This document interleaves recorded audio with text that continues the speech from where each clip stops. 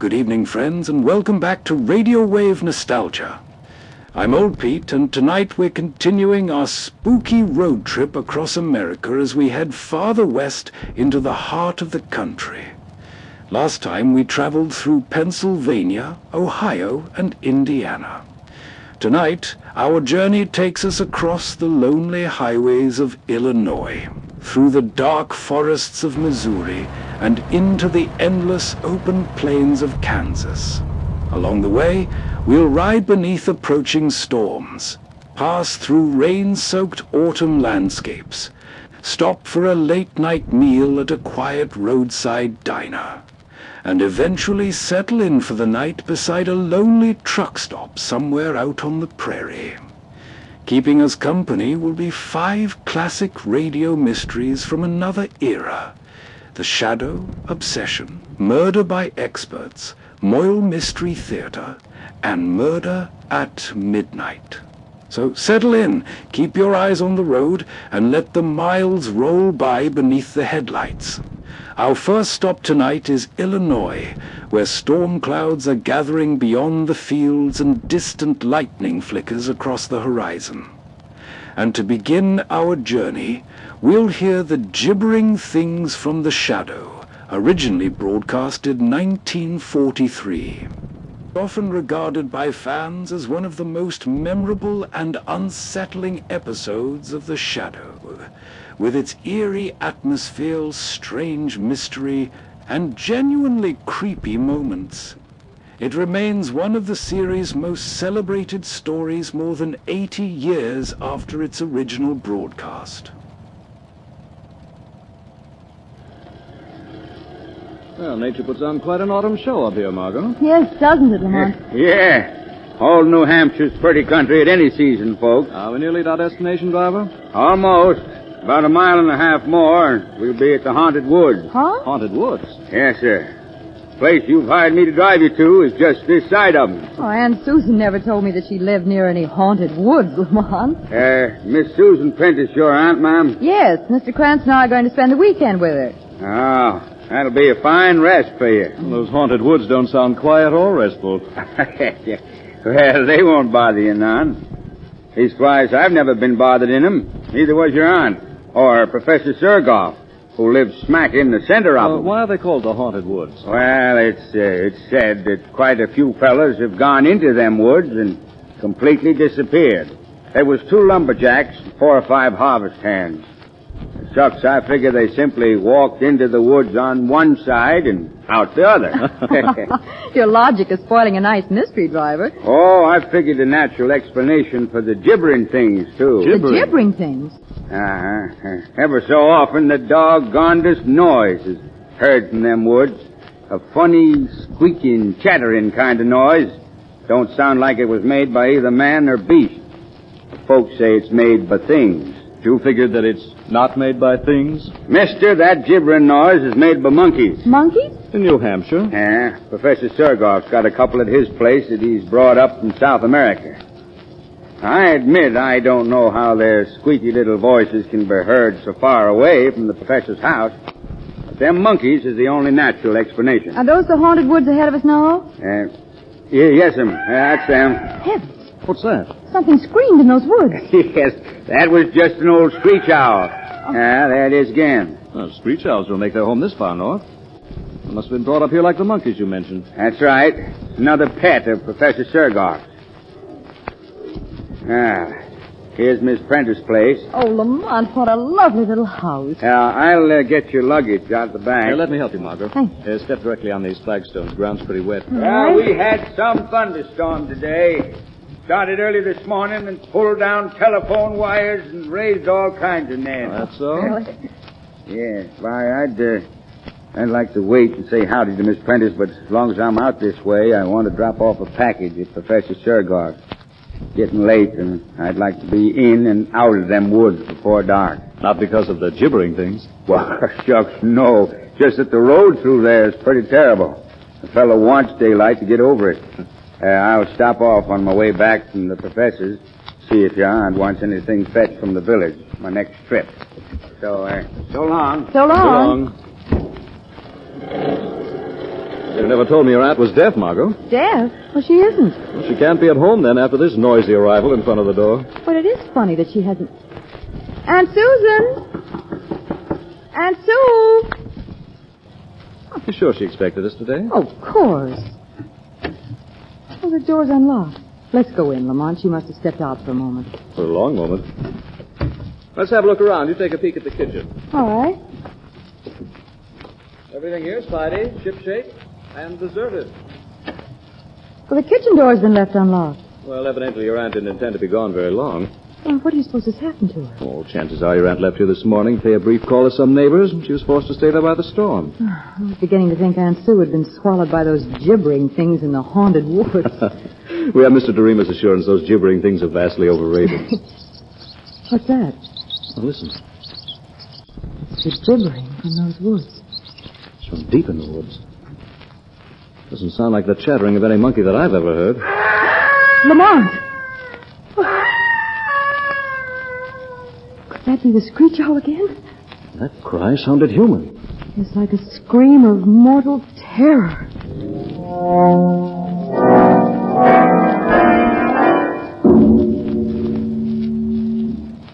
Lamont, we've been waiting almost half an hour now for Aunt Sue. She'd be here by this time if she were all right. Phone's still dead. The cab driver hasn't come back yet, and it's nearly dark. Let's go outside again and watch for him. All right. He said he wanted to be out of those woods before dark. Come on, that gibbering again. It's much closer than before. Seems to come from just the edge of those woods. And the professor who keeps monkeys lives nearly a mile from here. It's growing fainter now. Traveling away.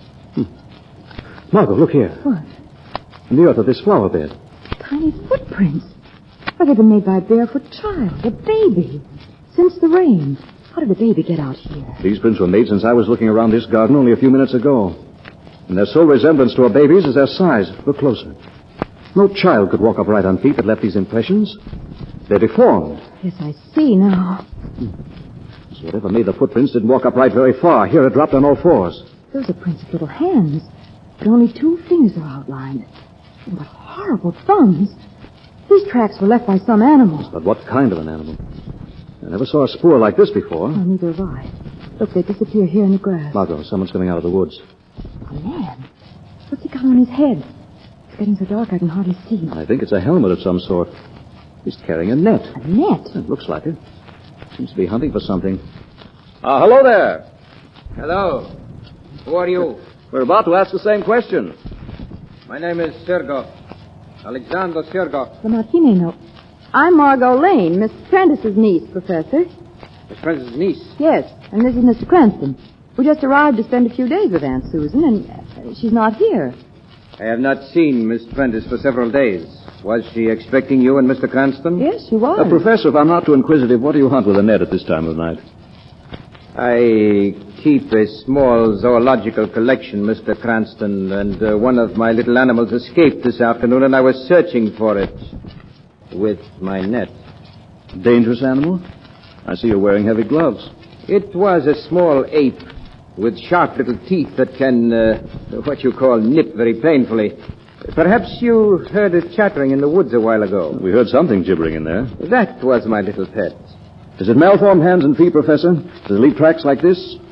You did not see it leave those tracks? No, we found them by accident a few minutes ago. The creature I'm searching for is not a perfect specimen. These tracks are fresh, which means that it is close by, and I'm most anxious to recapture it, so if you will please excuse me. Good night. Good night. Good night. Well, at least we've learned what's behind those footprints and that gibbering. I'm still wondering if that was a screech owl we heard soon after Doremus left us. What for, Lamont? I'm going to get a gun and flashlight out of my bag and do a little hunting of my own in these woods. But... where's the light switch? Here. Oh, thanks. Lamont, that gibbering again. It's just outside the house. We know it's only a crippled ape that... Margot, what? That face at the window. Where? Gone now. But it was pressed close against the glass. It had no features, Lamont, except eyes. And a toothless mouth. It was the face of the gibbering thing!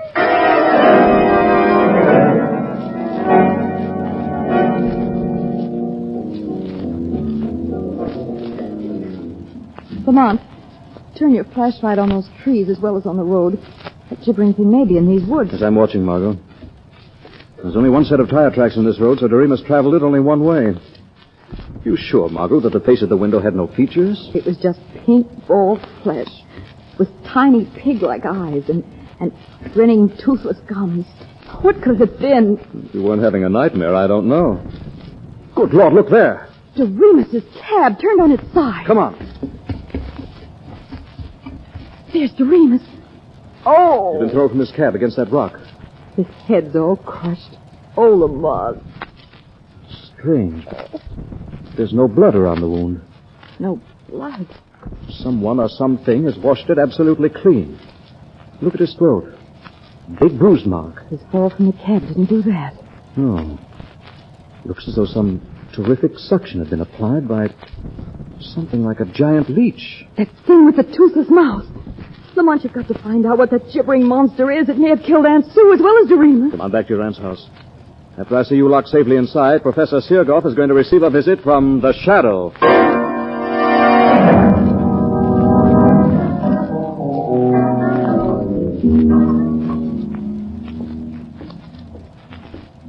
Why are you so worried, Professor? What? Who is speaking to me? I cannot see anyone. I'm the Shadow. The Shadow? An invisible man? A little secret I learned in the Orient. What do you want here? I shall ask the questions. First, did you find the small ape you were hunting for? You know that I was hunting... The Shadow overheard your conversation with a Miss Lane and a Mr. Cranston a while ago. Did you find the ape? Yes. What did you do with it? I visited the cages where you keep your pets and found no crippled monkey there. I was forced to shoot the animal. I buried it in the woods. After it had gorged itself on the blood of Doremus? Doremus? You didn't know he was lying dead in the woods? No, I swear I did not, Shadow. I had nothing to do with it. But you know what killed him? No. Don't lie. You also know the reason for Susan Prentice's disappearance. I do not. Her absence will cause an intensive search. She will not be found here. This is a small house. Nothing could be concealed in it. Search it yourself. Luck has been with you so far, Professor. If telephone service hadn't been disrupted by the storm, the authorities would already have been notified and the search begun. The luck of criminals is never good for long. Your time is running out. The police will find the body of Doremus, and they'll be told about a squealing monster with a horrible toothless mouth. What? The gibbering thing has been seen tonight. Now you must think and act fast, Professor. You must think and act faster than the Shadow.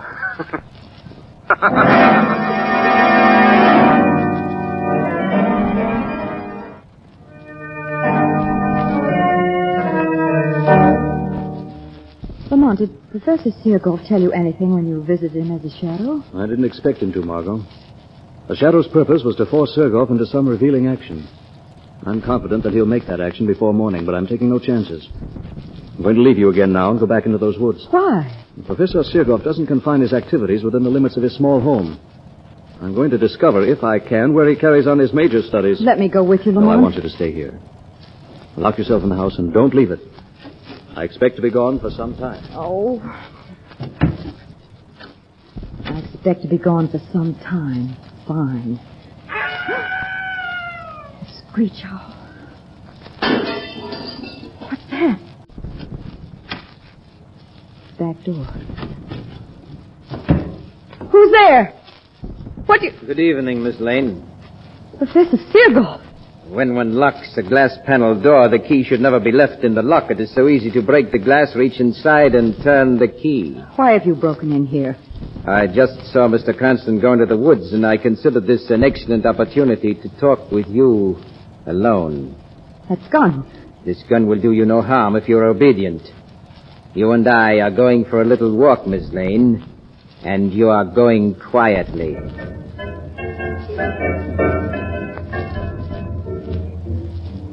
Where are you taking me through these woods? You'll soon learn. Here's our stopping place. There's nothing here but trees and that big rock. Yes, watch that rock. It's swinging out like a door. It is a door to a very secret natural cave below. Ladies first, Miss Lane. I won't go down to that darkness. You need not go in darkness. We have electric light here. Step in, Miss Lane. I wish to close my bulky door. No, I... Do not try my patience. Go. Oh. Now, down these stairs. And you can see my little refuge. Gibbering cries. A little welcome for you. And the hideous things that make them are behind that door. Hideous things, so you saw the little creature that escaped tonight? It pressed its awful face against the window. Don't make me look at it again. You won't see anything to frighten you when I open the door. There's nothing in this chamber except those steel cabinets around the walls, that iron water pipe above, and this heavy rope that dangles from the pipe. You will find the rope of special interest. I call your attention to the snap hook on its loose end. No, let me go. As soon as I lock these handcuffs on your wrists behind your back like this, No. hook the rope to your cuffs like this. Now, I let you go. Nicely tethered. What are you going to do to me here? I shall satisfy your curiosity about the gibbering things. You have seen but one. I have many such children. Children? Yes, I am their father, their creator. I am their God. I have discovered the secret of life. Of life? I have evolved a complex life form from the single cell. Nature required 1 billion years to do what I have done in 10. I am greater than nature. You're a madman. Am I? You shall see. The steel cabinets you see around these walls are really insulated soundproof covers for my children's cages. This lever opens the apparent cabinets. Watch. Before you saw the handsomest of my little beauties. Now you can look at them again and 30 of his brothers. Hear them squeal their greetings to you. No, let me out of here. Do not be afraid. Their cages are strong. They cannot get at you now. Please, they're so horrible. Well, I admit that I have not as yet achieved perfection in their appearance, but I progress. Now, here is my first experiment. It resembles a shapeless sponge, but it's alive. It moves and breathes. Oh, please. And here is a little creature that lacks arms and legs. See it bounce its way about? Its brother in the next cage has twice the usual number of limbs. This one has 8 hands. That one has no eyes or ears. And there's one with no head. And here's one without a body. Stop it, But they're all alive, Miss Lane. All can move and fast. All have mouths and appetites, Miss Lane. For human blood. Their only diet.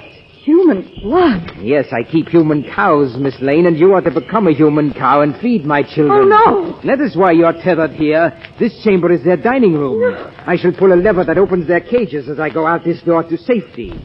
They're very greedy, but I will not let them drink too much of your blood, Miss Lane, for now you're a cow and valuable to me. I leave you now to pull the lever. Ah! My throat! You feel the shadow's hands upon you, Segoff. The shadow. Oh. The shadow is a man would like to close his fingers tight about your neck. As a respecter of the law, he lets you live. Oh, Shadow. Unlock your handcuffs, Segoff. Don't touch me again, I will. Be quick. There. Oh, I'm free. I'm free and I can leave this room. Go where I won't see and hear those awful things. Yes, go. And I'll go with you out that door. Segoff!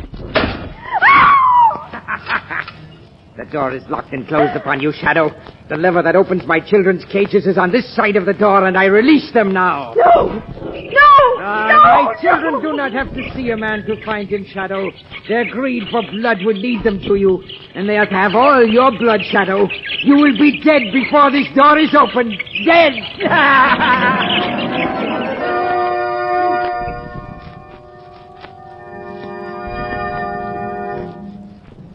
It is now half an hour since that door was closed upon our former friend, the Shadow. My children have killed strong men within 5 minutes, so I think it is time, Miss Lane, for us to view the remains, which will be visible, I imagine. But first, I shall reunite you with your aunt. You have my aunt here? Yes, unfortunately escaped and told me of her intention to notify the authorities. I was forced to add her to my herd of cows. That herd includes the itinerant lumberjacks and harvest hands who have disappeared in the haunted woods. When fools hear their screams of pain, they think they hear my little screech owl. Oh, there's no word that fits you. Before I can safely view the dead body of the Shadow, my children must be returned to their cages. And my cows take care of that. Your aunt's stall is behind this door. Aunt Sue. Aunt Sue. I will let her out. Margot. Oh, Margot. What a touching reunion.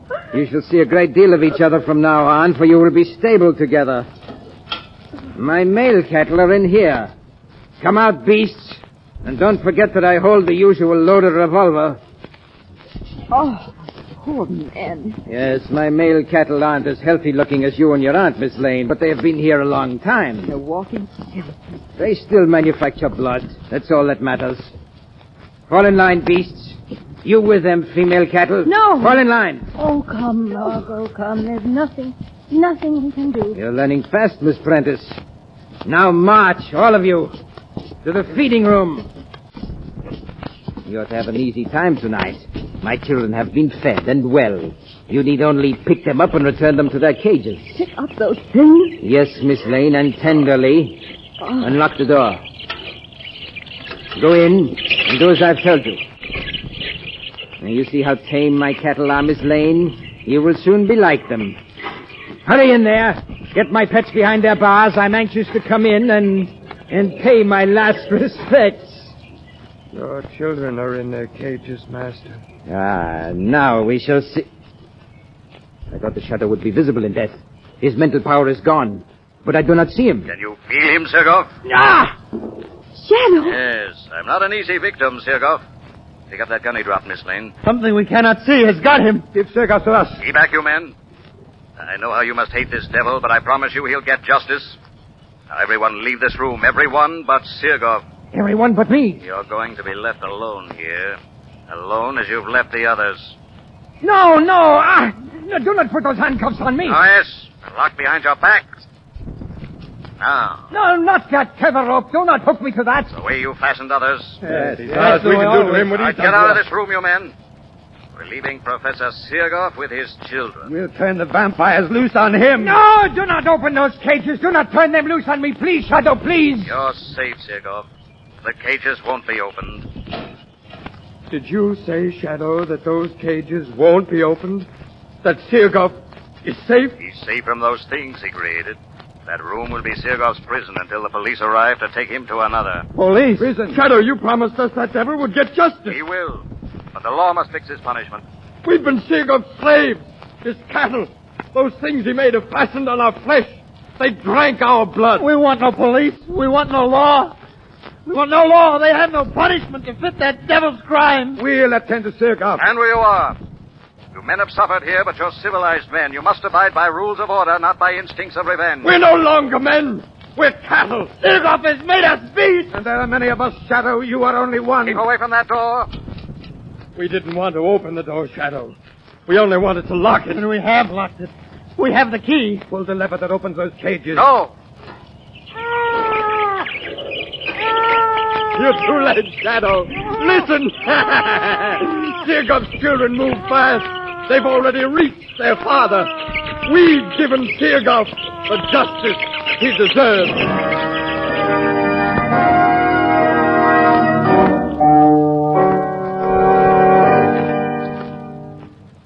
Well, Margot, Sergov's cattle were too many and too quick. But Sergov won't put the state to any expense. Your aunt's safe in her home again. And his children... Those men just trampled him after you finally forced that door. And I'm not sorry things happened as they did. Sergov was going to turn those gibbering things loose on me. Well, he did turn them loose on the Shadow. Lamont, you haven't told me why the Shadow wasn't killed by those monsters. Well, Sergov made a serious mistake. When he left other victims in that room, their hands had been secured behind their backs and fastened to the tether rope. The Shadow was free. One end of the tether rope was attached to an iron pipe near the ceiling. Well, he took a moment to loop the other end with its heavy hook over the pipe and fasten it. And seated in that swing, the Shadow was well above the reach of the little vampires. When you were locked in that room, I was sure it meant your death. One can never be sure of anything, Margot. You know, when I was invited to your Aunt Susan's, as I recall, I promised myself a quiet, restful weekend. Yes, I remember.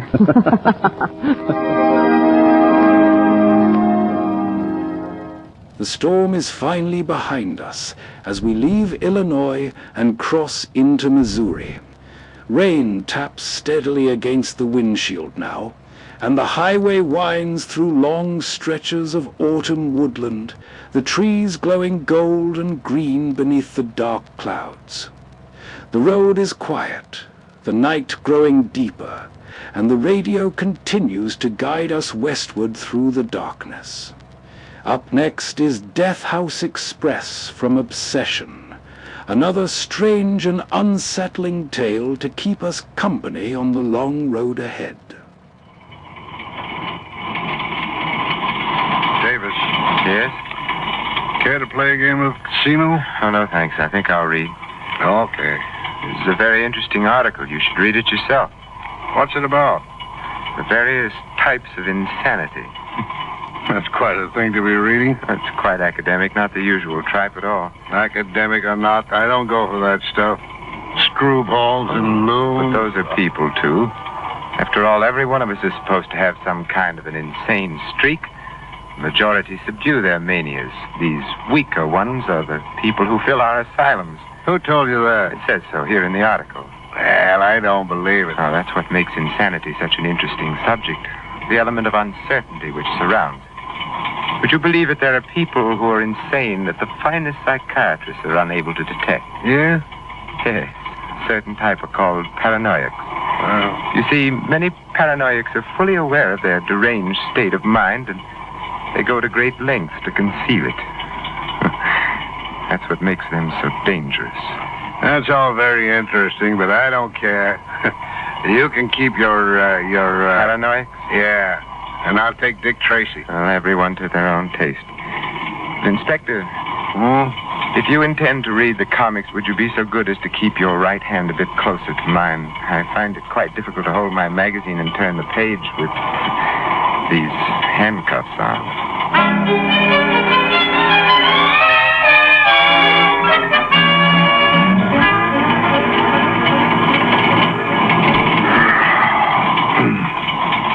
Want an apple, Davis? No, thank you, Inspector. Well, I'll slice it in half in case you change your mind later on. It's an attractive knife you have there, Inspector. The handle's mother of pearl, isn't it? Hmm? Oh, yeah. What are you thinking about, Inspector? I was thinking of you, Davis. Me? You're a funny duck. I can't help but wonder about you. Wonder how? Why'd you do it, Davis? Well, now, wasn't it you who suggested we didn't think about it? Yeah, I'm sorry. Oh, you needn't be, because I don't mind. Not really. Matter of fact, I rather enjoy talking to you. Inspector, have you ever been in love? Well, yes, certainly. But that's a funny question. So was yours. Yeah. See, I didn't tell the others. That rooming house. I lived there myself. I took the room under an assumed name. Dorothy lived right above me. We were engaged once, Dorothy and I, 2 years ago. We were going to be married. We were very much in love. Then suddenly she started to change toward me. I thought it was my imagination at first. Then all at once I knew it was true. She had changed. Someone else? No, there was no one. That's why I couldn't understand it. We had a date one night. She told me it was all over. And she moved. I searched for her everywhere, and finally I found she had taken a room in a boarding house. I called her many times, but she had left word that she wasn't at home to me. That's when I moved there myself. Oh, to get her back? No, I knew it was impossible as she told me. I just wanted to be near her, to see her.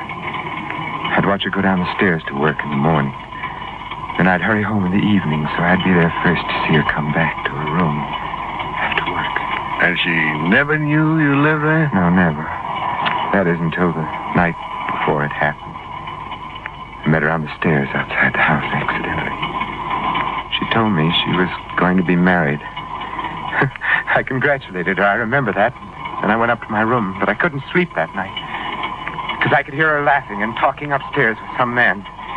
The following night, I heard the same man's voice up in her room. With the thought of him being there, I didn't like it. Then there was a butcher knife laying on the kitchen table. I took it and I walked up the stairs. I knocked on the door. Dorothy answered, and I found her alone. It was him that I wanted, and so I started to go. Then I looked at her face. She was laughing at me. At me. I couldn't stand it. I took the knife and I killed her. Just like that, Inspector. I killed her.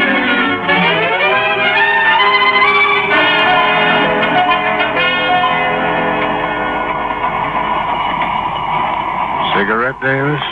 No, thank you. But, Inspector, I believe I'll change my mind about that half of the apple. Could I have it now? Sure, here. Well, would you be good enough to peel it for me, you know? Hmm? Oh, yeah. Wait till I get my knife. Here you are. Oh, I dropped the apple, would you? And you dropped your knife, Inspector. Davis!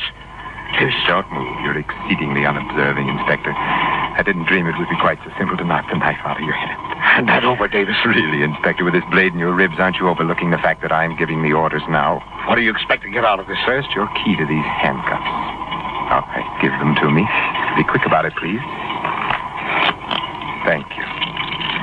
Now your revolver, please. Listen, Davis. You'll never get away with this. Your description will be wired to every police station and sheriff's office in the country. Ah, but you're mistaken. Who is going to wire my description? Why, You? Oh, no, Inspector. I trust that at some time or other you have had the foresight to take out a life insurance policy payable on your death to your wife and children. It would be a shame to see your family left uncared for. You mean... I mean that at a propitious moment I intend to kill you, Inspector. Now give me all your credentials and identifications, please, Inspector. What do you want my papers for? You are dull, Inspector. But I suppose no more so than your law enforcement compatriots. You see, I plan on taking your credentials and representing you. Rather fortunate that we're quite alike in stature, isn't it? You must be insane to try something like this. That's one of your first profound observations. Do you recall my mentioning paranoiacs a while ago? Yeah. I wouldn't confide this to anyone but you, Inspector. But inasmuch as you're unlikely to repeat anything you hear, I might as well tell you that for some time now I've been rather worried that I myself might possibly be mentally afflicted. You're not serious. Oh, but I am quite serious. You see, I've only recently become aware of a certain Machiavellian cleverness in my actions and plots. A cleverness that I must admit was not previously endowed in me. Further, although I like you exceptionally well, Inspector, I'll confess that strangely enough, I'm going to rather enjoy killing you. You are crazy. As I've said, possibly. Say nothing. Yes, who's there? Conductor, What do you want? open up, please. What do you want? I have to have your tickets. Oh, one moment. Conductor doesn't know you by sight, does he? Answer me, does he know you? No. I'll unlock the door. Give me your wrist.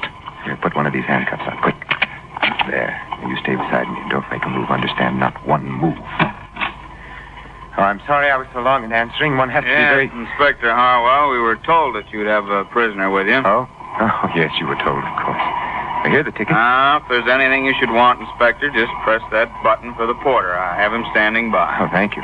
Well, hope your trip comes off all right. I'm sure it will, thank you. Well, then I'll be getting along. Conductor. Yes? How long before we reach Banning City? Oh, about an hour and a half, Inspector. Oh, well, thank you again. Sure thing. All right, Inspector. I think we'd better get these handcuffs off now. What do you intend to do now, Davis? Well, Inspector, you heard what the conductor said. 1 hour and a half until we reach Banning City. That doesn't leave us very much time, does it?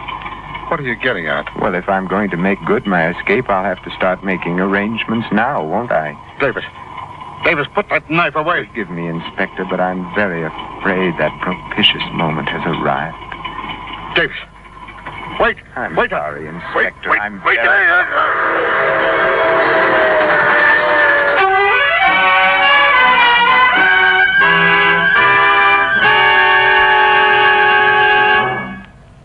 A blast of steam from the locomotive's whistle drowns out the last gurgling cry of Harwell, the inspector, the man with a pearl-handled pocket knife, who realized too late that the affability of his train companion was but a camouflage to hide a razor-edged obsession.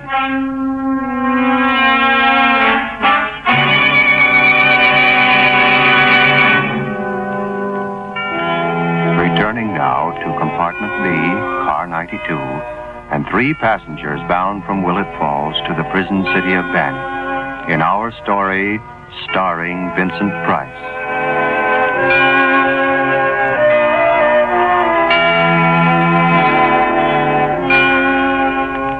As the speeding train hurtles down the threads of steel that leads to the death house at Banning City, Davis stares thoughtfully into the glazed eyes of the man he's just murdered.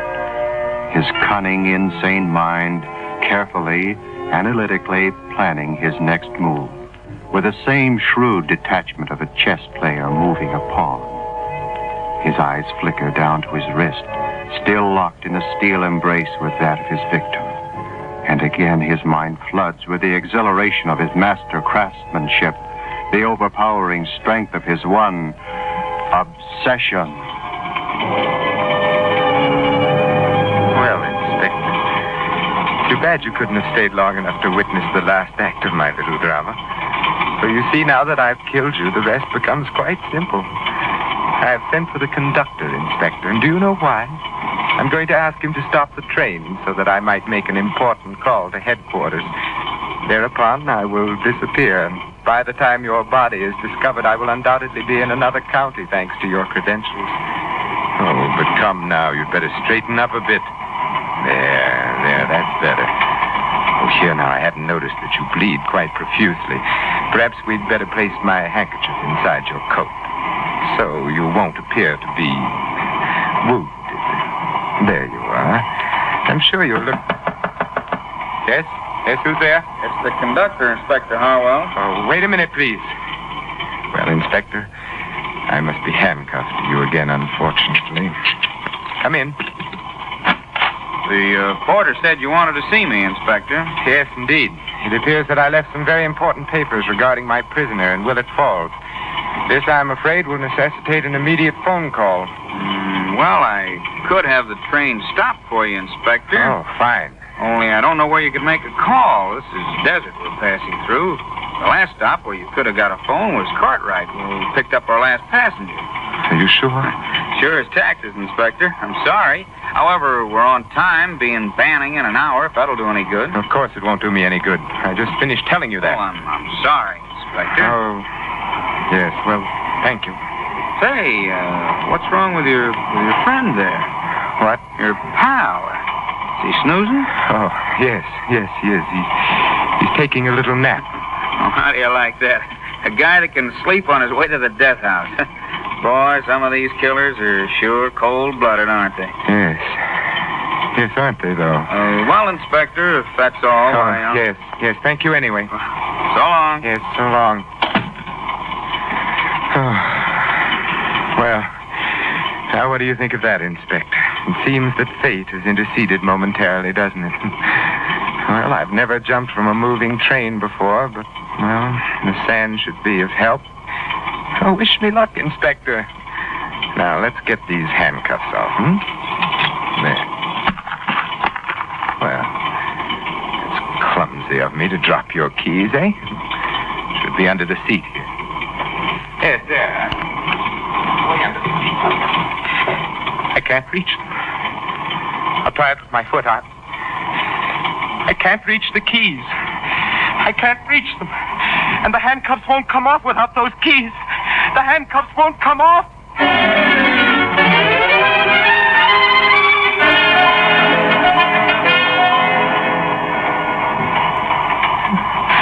If you were alive, Inspector, you'd think me a coward, wouldn't you, to become frightened when I found myself unable to reach those handcuff keys? But you would admire me for realizing in time that frenzy must be exchanged for resourcefulness, wouldn't you? Yes, who's that? I'm sorry to bother you, Inspector. Yes, conductor, what is it? This lady here got on a Cartwright, and we can't find a place for her to sit in the chair car. Oh? She's only going as far as Banning, and I suggested she might share your compartment, if you don't mind. Well, it so happens I do mind. This compartment is reserved by the police department of Willett Falls, and not for the convenience of wayward travelers. Now, just a minute. Now, look. Conductor, I didn't mean It's all right, miss. Listen, Inspector, this compartment is not reserved. It's a courtesy that the line shows to the police department whenever possible. You'll find that your ticket actually calls for a chair car in Coach 3. Now, if you don't intend to cooperate with us, I'll have to ask you to move to Coach 3. That is, if you can get in at all. Well, under the circumstances, I don't seem to have much choice, do I? Show the lady in. All right, here you are, miss. 40 minutes before we reach Banning. I'll call you. Well, thank you, conductor. Yes, conductor. By all means, call us when we reach Banning City. We'll be waiting. Inspector, I'm really terribly sorry that my company was more or less forced upon you. I'd like to apologize. It's all right. Trains are crowded these days. I suppose we just have to make the best of it. I can understand that you would have some hesitancy about having a woman in the same compartment with a murderer. Murderer? Yes, the conductor told me all about your prisoner. But it really doesn't frighten me at all. It doesn't? No. You don't mind being here with a murderer? Oh, not as long as you're here. I'll just trust you to take care of the situation. You trust me? Of course. But you don't know who I am. What difference does that make? And anyway, I do know who you are. You're Inspector Harwell of the Willett Falls Police Department. The conductor told me that, too. What's your name? Dorothy. Dorothy Jones. I hate the name of Jones, don't you? No, I like it. And I like Dorothy, too. I used to know a Dorothy once. Did you? Yes, she looked something like you. She was blonde and tall and young and pretty like you. Thank you. Whatever happened to her? What? Where is she now? Oh, she went away. She took a long trip. On a boat, I think. Oh, I've always wanted to go on a long trip. I never get the chance, though. Maybe you will. Say, your prisoner, he's certainly a sound sleeper, isn't he? Yes. Yes, he is that. He doesn't even look like he's breathing. No. Some people sleep that way, I guess. He could be dead, and you wouldn't even know it, would you? Don't talk like that. What's wrong, Inspector? You seem worried. I'm not worried. Why should I be worried? It's just that this job gets on my nerves. I'm not made of steel. You know, you're not much like a detective. What makes you say that? I thought all detectives had nerves of steel. I didn't think any of you ever got bothered, but... Inspector, your coat. What? Your coat. It's got blood on it. Oh, well, I was peeling an apple. I cut my hand. I cut my hand, you understand? Oh, what are you staring at? It's the other man who's bleeding. It's the other man. Quiet. You hear me? Don't raise your voice. You've got a gun. Yes, his gun, and you may be assured that I'll use it unless you do exactly as I say. Now listen closely, Miss Jones. On the floor beneath this seat, you'll find the keys to these handcuffs. Be good enough to get them for me, please. Quickly, please. Here. Thank you. There, that's better. Now, why, Miss Jones, you appear to be shocked. Is something troubling you? You're not the inspector. You're a murderer. You killed Inspector Harwell, didn't you? I'm afraid so. Oh, but come now, let's not be morbid about it. They'll catch you. They will. I hardly think so. You see, Miss Jones, since you've been kind enough to help me dispense with these bracelets, the problem of escape really becomes quite simple once again. What are you going to do? You're frightened of me, aren't you? You're thinking that I might kill you? That's an understandable emotion. Don't come any closer. Keep away from... I'll relieve you of your coat, please. What do you want with my coat? Are you tearing it? Of course. I shall need these strips of cloth to bind and gag you. Now, hold out your wrists, and we'll slip these bracelets on. There, now, we'll bind your feet. No, let me I'll go. have to ask you not to struggle, Miss Jones. I realize how unpleasant this must be for you.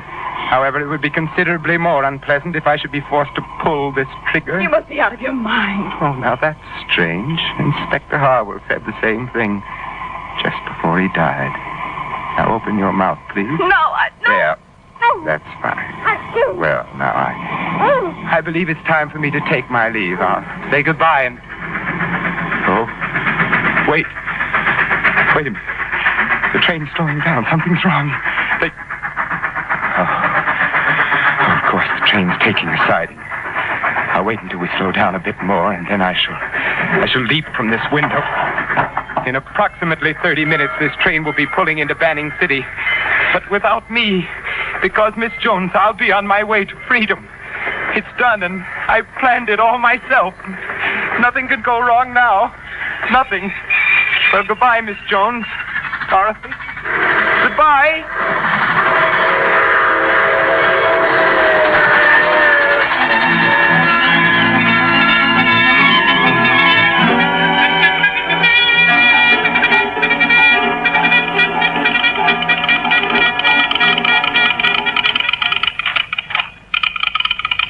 Charlie, catch this wire from Cartwright. Holy smoke, so that's the delay. Let me have that phone, Mac. Hello? Hello. This is the station agent in Banning City. You better send an ambulance to Centerville Junction. Some guy jumped in front of an eastbound special just as it was passing the local. Huh? No, he's dead. Goodbye.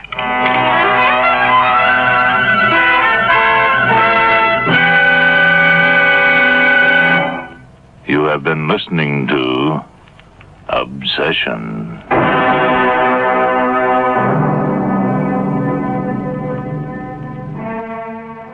We've crossed into Kansas now, leaving the forests behind as the landscape opens into endless stretches of autumn prairie. Tall golden grass sways beneath the night sky, and the wet highway stretches straight ahead for miles, reflecting the glow of our headlights. The storm has passed, but the loneliness of the plains remains.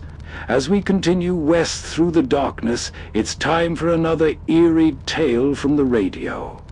Up next is The Creeper from Murder by Experts, a chilling story perfectly suited for these long, empty roads after midnight. It is the hour before dawn, that moment when the huge, sprawling metropolis lies deep in slumber. The streets are empty, save for the milkman making his rounds from one darkened apartment house to another. But look now, there on the 3rd floor, an apartment is brightly lighted. The occupant is an attractive redhead in her early 20s. She sits curled on a couch, speaking on the telephone as the radio plays softly. So like I'm telling you, Gladys, I'm waiting on my table, paying no attention to this guy. I can see, of course, that he's given me the eye, but good. What did he look like? Oh, he was the Gary Cooper type. Tall, lanky, and sunburned, bashful, too. Anyway, he's sitting at one of my tables, trying to get up nerve enough to start a conversation. I'm polite, but nothing else. Well, it's 2 a.m., and we're getting ready to close the place when he finally speaks his piece. What did he say, Virginia? What did he say? Oh, that he was from out of town, and this was his first visit to New York, and... Oh... And what? And what, Ginny? Gladys, I think somebody's trying to get into my apartment. What? Yeah, the doorknob is turning. Oh, it's probably some drunk got the wrong apartment. Oh, he's putting a key in the lock right now. So what? You've got your night lock on, haven't you? No, it's broken. Gladys, I'm scared. There's nothing to worry about. He'll go away when he finds his key won't unlock the door. Gladys, the door is opening. What do you want? You got the wrong apartment. Ginny, what is it? Answer me. Get out of here. Get out of here, I'll scream. Ginny. No, stay away from me. Stay away from... Ginny. Ginny, what's wrong? Speak to me. Ginny.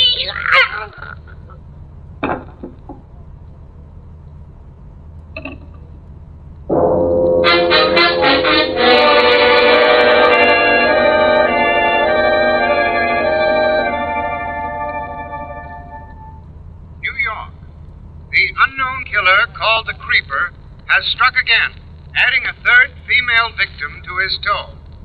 Virginia Peters, a comely waitress, was found strangled to death in her 3rd-floor apartment early this morning while her radio blared. As in the previous murders, a note was found scrawled on the wall with the victim's lipstick and the plea, "For heaven's sake, catch me before I kill more. I cannot control myself." Police insist that... Oh, how awful, how awful. And in this very neighborhood. Why'd you turn it off? Because I can't stand to hear about it.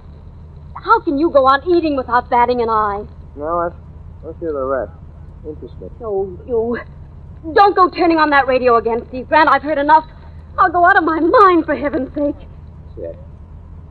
That's a good, solid clue. What is? For heaven's sake. How many men use that expression? Oh, shut up. Okay, Mrs. Grant.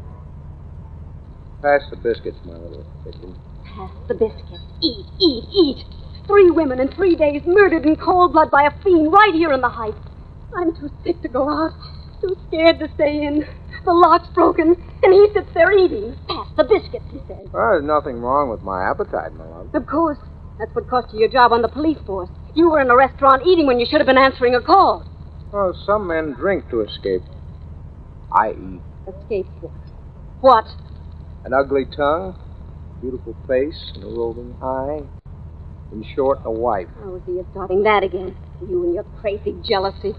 Maybe the creeper's way of escaping life isn't drinking or eating, but strangulation. Who knows? Shut up.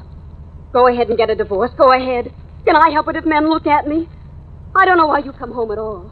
Where do you go? What do you do with yourself? Where were you this morning? Why did you come back? To eat. But someday I'll lose my appetite for that, too. And when I do, honey, there'll be no escape. Now, I'm off again. Kiss? Yeah. Still using stage lipstick, huh? Wipe it off. How many times must I tell you? You're married now, remember? Steve, wait. Yeah? At least go buy me my medicine. Sorry, no time. Don't leave me alone. Stay home today, please. I'm afraid. Oh, don't be silly, Ted. Nothing will happen to you. You've a doorman, an elevator boy, Mrs. Stone across the hall, a phone. Oh, you're safe. But the night lock, it doesn't work. Well, now you can't lock me out anymore. It doesn't catch. Something's happened to it since last night. Steve. Get a new one. I can't get a locksmith. They're all so busy. I've tried all morning. Steve, please. If I want to phone you, where will you be? Out. Goodbye, love. Take care of your cold.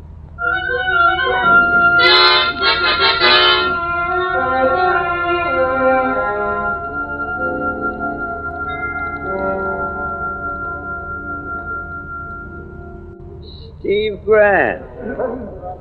Why, if it isn't old Pearly Chase. Yeah, here you got thrown off the force, Steve. Yeah. You got thrown off the news, Pearly. Yeah, you heard wrong. I wasn't fired. I was just warned. I wasn't fired either, just suspended. For 3 days. My trouble is I eat too much. I drink too much. I hear you living up at the Heights, Steve. Yeah. That's funny, me too. Here you're married now to a gal that's a knockout. Has all the boys whistling. Yeah, you can say that again. Used to be on the stage, you know. Yeah, I think I knew her. Wasn't a stage name Vicky Duval? That's her. I love that wench, but women. How does a guy handle them? Maybe the creeper has the right method. Thank you for taking the words out of my mouth. Who is the creeper, Steve? You got any angles? Well, you tell me, and I'll split the reward with you. One thing, though, and I don't think even the police force have put it together yet. Yeah? In all 3 cases, just before the creeper struck, the door locks had already been tampered with. You don't say. You got a theory? Well, sure. I mean, take that note on the wall written with lipstick. For heaven's sake, in every case, for heaven's sake, catch me before I kill more. I cannot control myself. Right. Now, what man uses an expression like that? The long and short of it is this. A creeper is a woman. A ruse. Just like the height of the message from the floor is a ruse. 6 feet. And yet I'll lay odds the creeper's no more than a guy your height, say. Or mine. 5 feet 9. Yeah? Well, go on. Let's have the rest, Sherlock. Okay. That business of the 3 locks that were tampered with. They were tampered with from the inside. I don't get it. The creeper must have gotten into each of the apartments when no one was home and broken the night locks. That made it an easy setup when he came back later to knock off his victim. Well, how could he have gotten in to begin with? Those were solid locks. A pick lock would open them. You mean the creeper's a burglar? Maybe. Or else. Oh, nuts, you and your theory. Yeah? How do I know where the creeper's going to strike next? You do? Certain. The creeper's not smart. He's just crazy. You play along crazy. Think the way he does. And you're 1 jump ahead of him. That's the trouble with the police, no imagination. How can you expect logical clues from a madman? Play along crazy, Steve. Make out you're the creeper. What's your compulsion? Go ahead, let's see. All right. First, the victims are all redheads, every one. You noticed that, of course. 3 redheads in 3 days. Well, come to think of it, now that you mention Yeah, it. they all lived in the Heights, right? Rita Corpus, Claire Nixon, and Virginia Peters. Right. What was the number of the apartment in each case, huh? Rita lived in 1A. Claire, 2B. Virginia, 3C. Don't ask me the why or wherefore. Don't ask me the logic. Just play along crazy. You'll see what I mean. You'll see where he's going to strike next. I don't get what you mean. The next victim of the creeper lives in the Heights. She's a redhead. Her night lock's been tampered with. She's going to get hers today, and her apartment number's 4D. Well, why are you staring at me? You don't like my arithmetic? Why are you staring? My wife's a redhead, Clay. We live on the Heights. Our apartment number's... Ah, you're just a boozy reporter.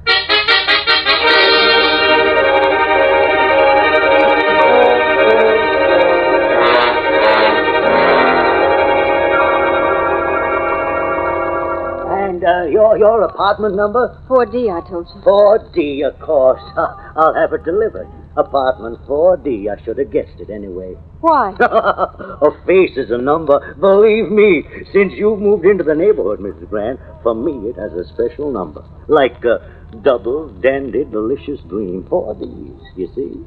Go on, I'll bet you tell that to every customer. Female. I'm a ladies' man, like the creep. Oh, what did I say? What's going on in this block? Raw nerves, you can't joke. The creeper, that's all I hear all day. Why, it's mass hysteria. There ain't no such an animal. You don't think so? Why, I assure you, Mrs. Grant, it's a fairy tale for circulation of the tabloids. I'll send your prescription up to the board. No, I'll just wait here for it. Well, it'll take some time. You should go right home and stay there if you're just getting over the flu. Now, believe me, I'll deliver it myself. It'll be a pleasure. No, I'll wait. I may not go right back. I don't want to be there all alone. I'm afraid. Well, suit yourself, Mrs. Grant. Why are you staring at me? I was admiring your lipstick. I've nothing like that in stock. It's a special lipstick. I used it when I was on the stage. Well, don't let the creeper go writing a note with your lipstick. Have a seat. For heaven's sake, stop me before I kill more. What? I cannot control No! Wait. What? That was a note I had reference to. It was a joke, that's all. Wait, Mrs. Grant, your prescription.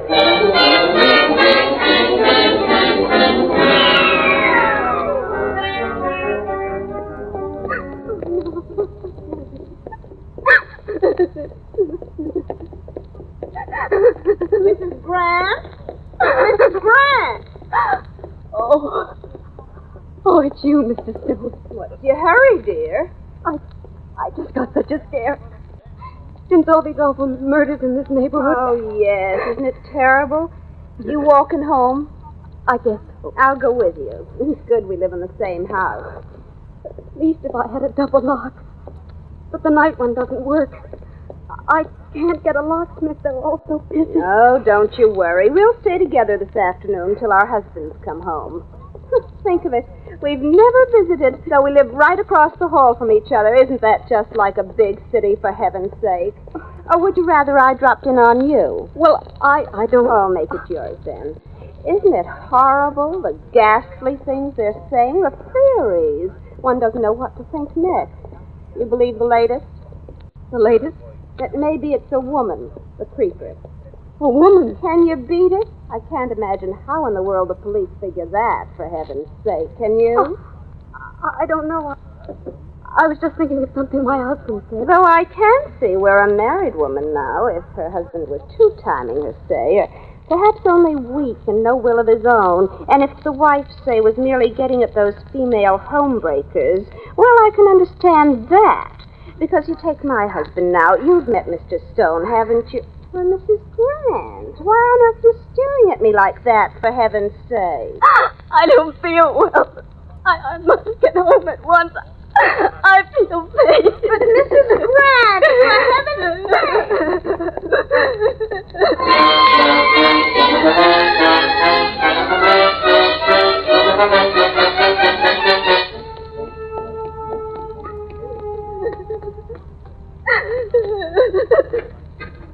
Good afternoon, ma'am. Out shopping? Oh.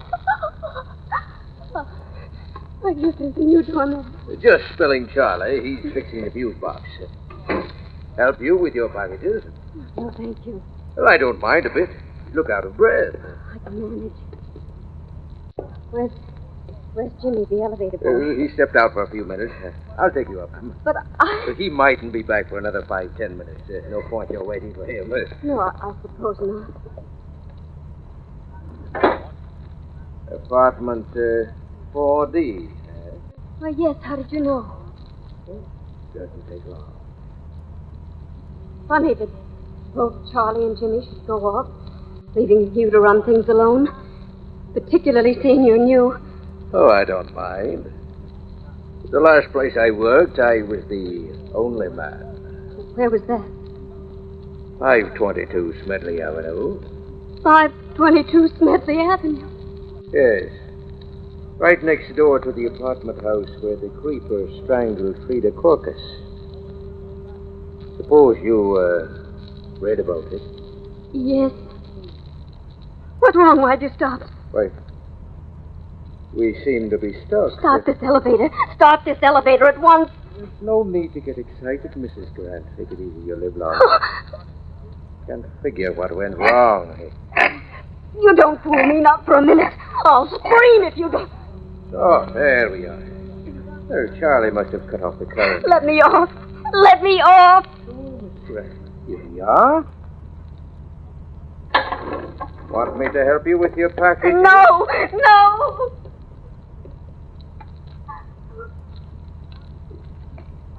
I must be going out of my mind. My key. Where's my key? Here it is. Oh, this darn lock. This darn lock.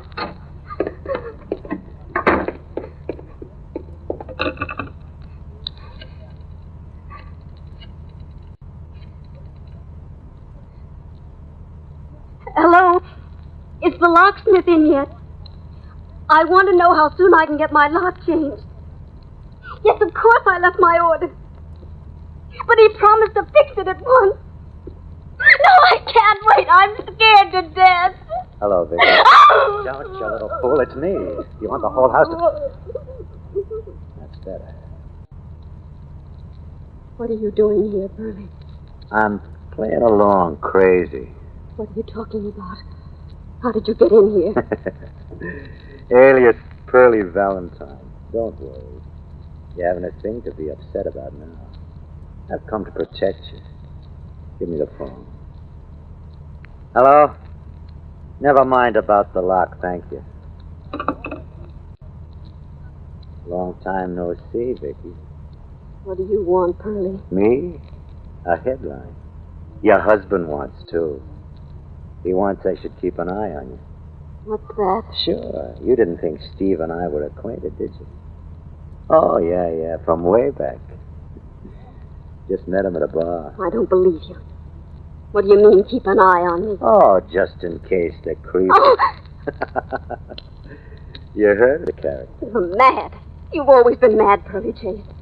Where is Steve? Why should he send you? Why should he think the creeper will come here? What are you doing here? Told you. Playing along crazy. Got a drink? You're drunk now. You're getting right out of here. You're nothing but a no-good rummy. And you're nothing but a no-good. You think shit. When I took to drink, it was to forget you, and you know it. Well, rumpot angel. Which means I haven't gotten over you. Yet. Get out. You little two-timing redhead. Now you're all the same, you redheads. Why, you... Haven't changed, have you? Even a wedding ring can't do that to you. Ah, don't play the innocent. My business is snooping. I make a living at it. Between drinks. So your new motto's love thy neighbor, huh? Mr. Stone across the hall. Don't You dirty snooping. Sit down, darling. Just play along with me while I play along crazy. Sit down.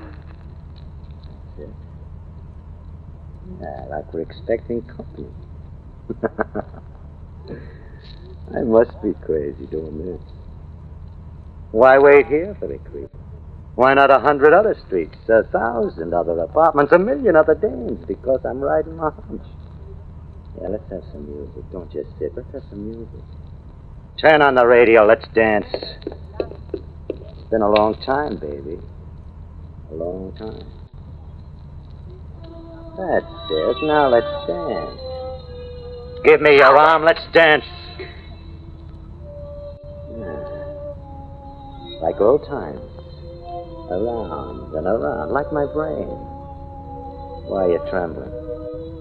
I still love you, you little fool. Ask me why. I love you, I love you, you lovely redhead. I could kill you when you deserve it. With the radio on, you could scream and no one would hear. I could put my hand on your throat like this and I could strangle you. Why are you crying? Stop it. I'm here to protect you. Stop crying. Cut it out. I say cut it out. I can't stand it. I never could. Okay, you want me to leave? All right, I will. It's your funeral. What am I saving you for anyway? Where's my hat? In a few minutes, there'll be a knock or a ring or the door will just open. And you'll be lying on the floor like the other three. Your face black, your eyes bulging. Goodbye, my worthless. Give my regards to the creeper. Oh, that look in his eyes. Like a madman. What if he comes back? He wants to kill me. Wants to kill me. Someone wants to kill me. Oh, I must lie down. My head. My spreading head. Trying to frighten me. Jealous. Spite, that's it. Like the other three. My face black. Like the other three. Like the other three any minute now. There'll be a knock. Or a ring.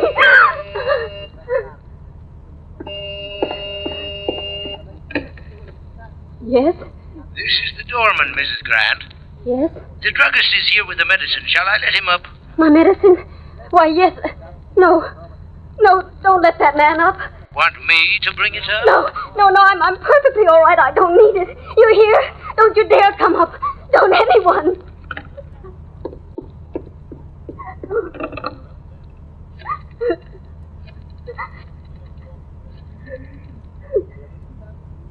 Hello?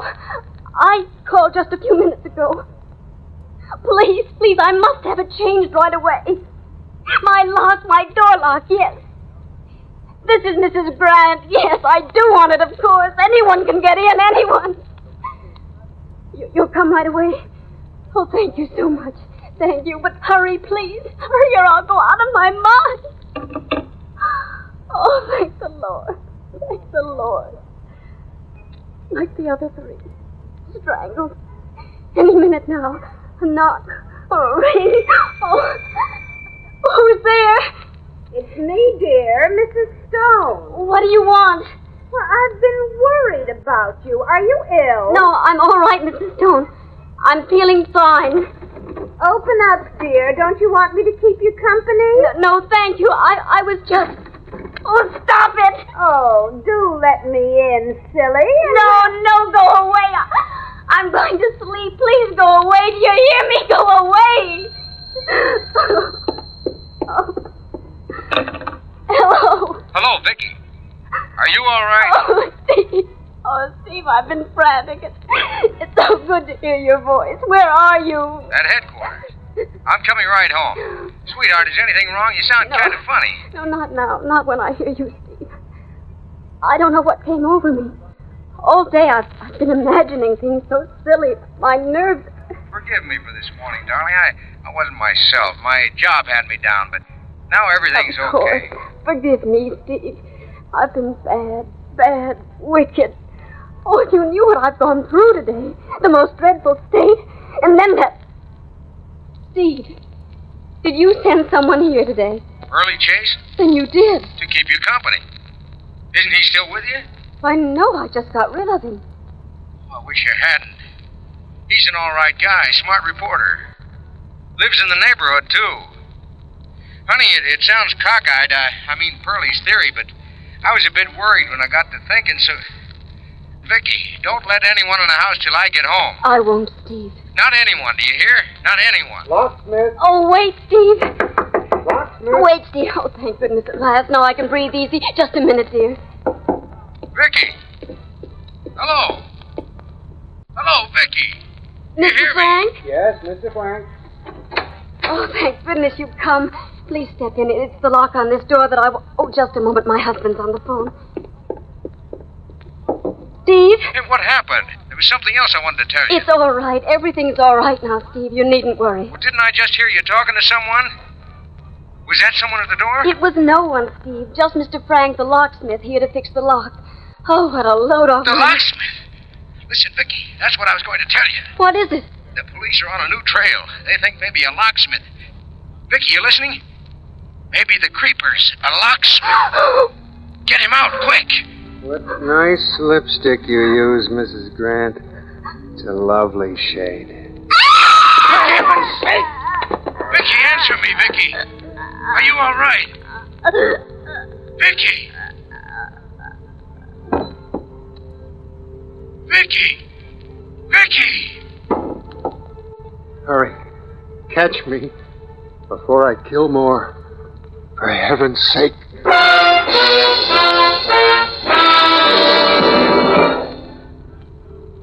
Hello. City desk? Yeah, Pearlie Chase. Yeah, shut up and listen.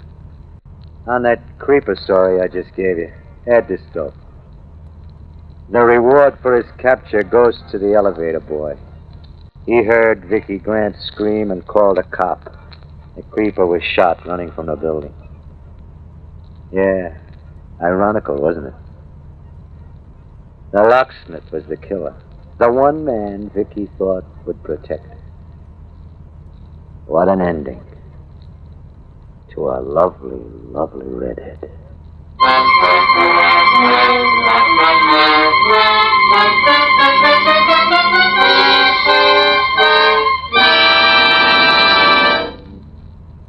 And so the curtain falls on the creek.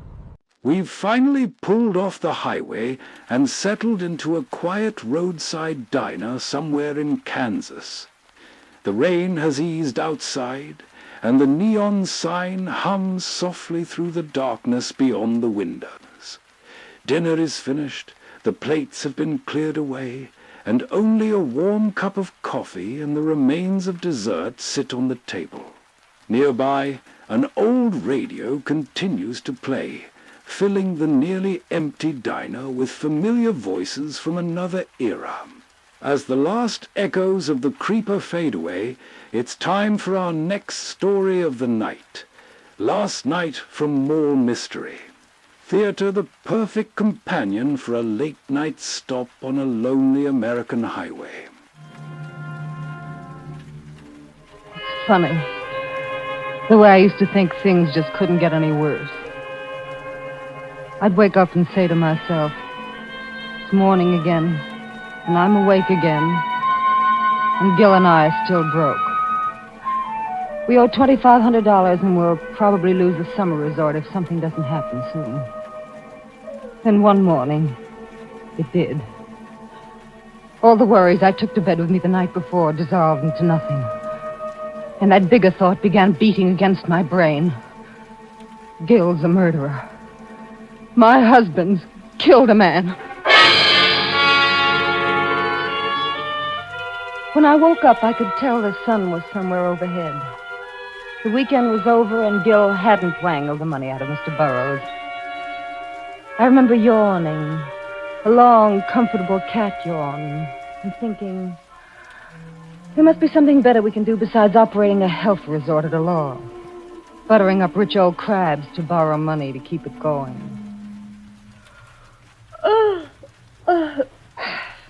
Morning, darling. You're up early. Not very. I didn't get to bed at all. Oh. And that means... Never mind, honey. Never mind what. So Burroughs wouldn't lend us the $2,500. We'll get it somehow. Maybe there's another way besides borrowing from Peter to pay Paul. What are you talking about? I got it out of him. Gil, all of it? $2,500? Well, you certainly don't act very happy about it. I could have sworn Let's that you didn't get down to breakfast. I'm hungry. But Gil, not the whole $2,500. That's what I said. In cash? In cash. You mean that he carries that much around? He was going to deposit it Monday morning. Now, look, why the questions? We've got the dough now. Forget it. Is he still here? No, he left. On the 8 o'clock train. Heard you drive him down? Jackie, for Pete's sake. What? No. Not the 8. He took the milk train. What? How do you know? I left him at the station. Oh, with the secretary, with Marsh. No, by himself. Gil, what aren't you telling me? Did you have words over that loan? What put that in your head? Well, if there wasn't any friction, why did he pick up and leave at that ungodly hour alone? Oh, who knows? Anyway, it's over. Forget it. I'm going downstairs.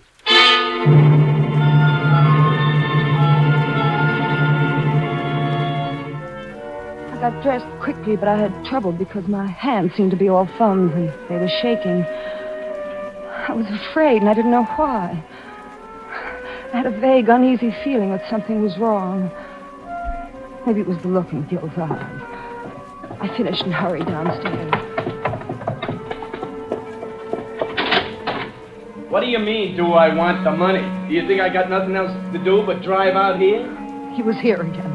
The man we owed the $2,500 to. Earlier that morning, I'd have felt a little sick hearing his voice, but now I was glad. Gil could give him the money and we'd be rid of him. How long does this keep up? You giving me the runaround. I don't like it either, but I tell you, I haven't got it this minute. What do you want me to do? Take it out of my blood? You're going to get it. I've been mighty patient with you, and this is the last time I'm coming out here like this on a fool's errand. I'm not kidding either. Next time you'll see, I mean business. Gil, why What are didn't you doing there? Spying on me? Gil, look at me. Why didn't you give him the money? You have it. I need a drink. You afraid to let anyone know you have it? All right, I'm afraid. Gil, you've got to tell me. Look, I've got to know. Did you do anything to Mr. Burroughs last night? Did you do anything to... Jackie, now pull yourself together. You're the only thing they've given me. You're the one thing that I want to keep. Did you do anything to him last night? Yes, I did do something. Gil. Not what you think. It's bad enough, though I'm worried. Now stick with me, Jackie. Well, what was it? I'll get it. Hello? Yes. Oh, Mrs. Burroughs. Yes, your husband did leave this morning. His train should have arrived at Grand Central about 8:30. Well, maybe he went directly to his office. Oh, I see. Well, I'm sure you'll hear from him. Let us know, will you? Thank you. Yes. Goodbye. Gil, Burroughs never got home. Gil, do you hear me? Yes, I hear you. How do you know his old lady's telling the truth? Now, come on, let's go on into breakfast. Gil!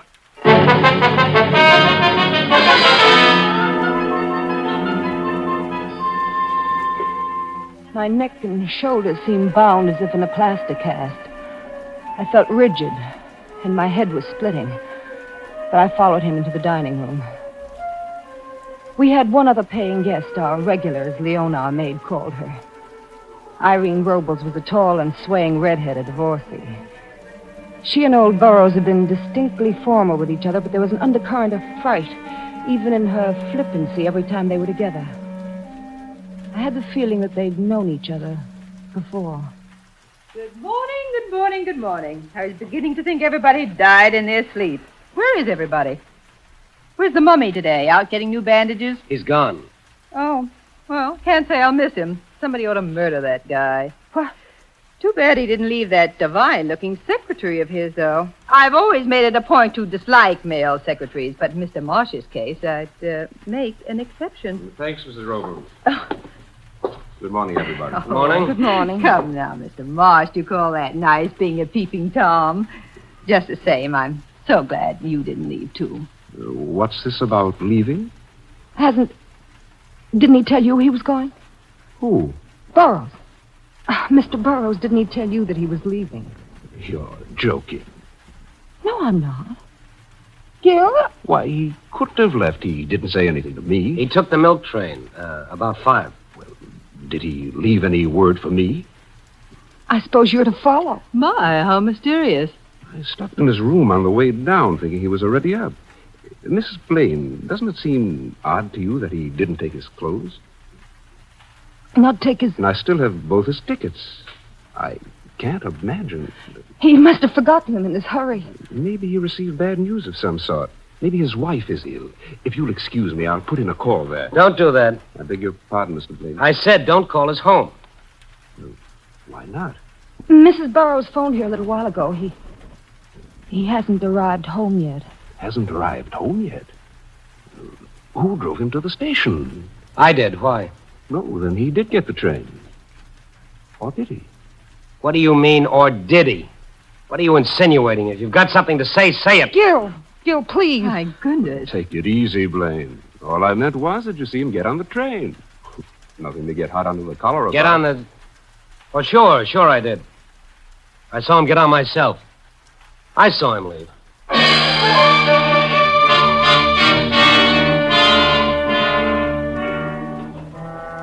Something was wrong with the room. It started to spin around and around. All because I remembered Gil telling me that he had left Burroughs at the station. Left him. Gil was lying. Why? The sick fear in my heart told me that something had happened to the old man. And my husband knew what that something was.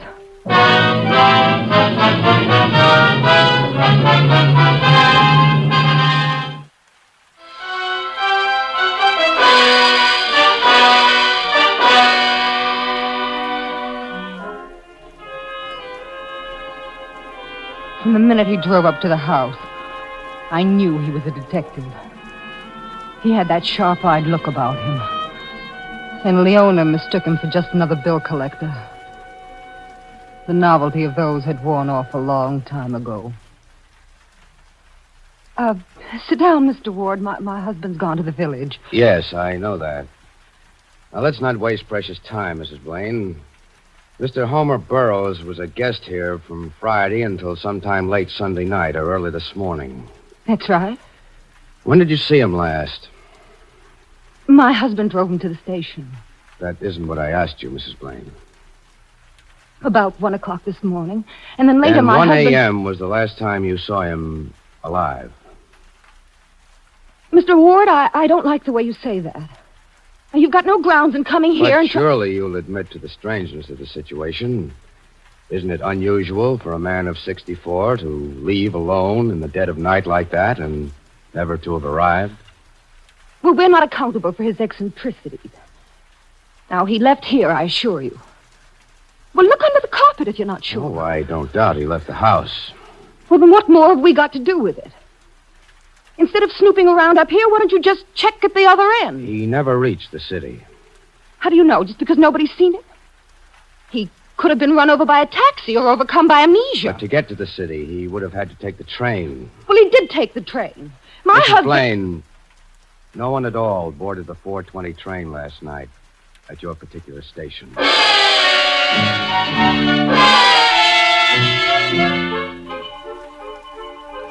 The rest of the day was a nightmare. He questioned everyone in the house, all 5 of us, time and again. When I dragged myself to bed early that evening, about 8, I pulled the covers up over my head.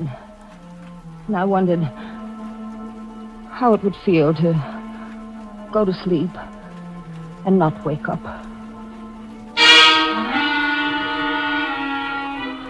My eyes flew open. I was suddenly awake in the dark. I had no idea how late it was or when I had fallen asleep. Neither sound nor motion awoke me. Just a gathering tension in the air. I sat bolt upright and fumbled with the light. Don't touch that light. Leave it alone.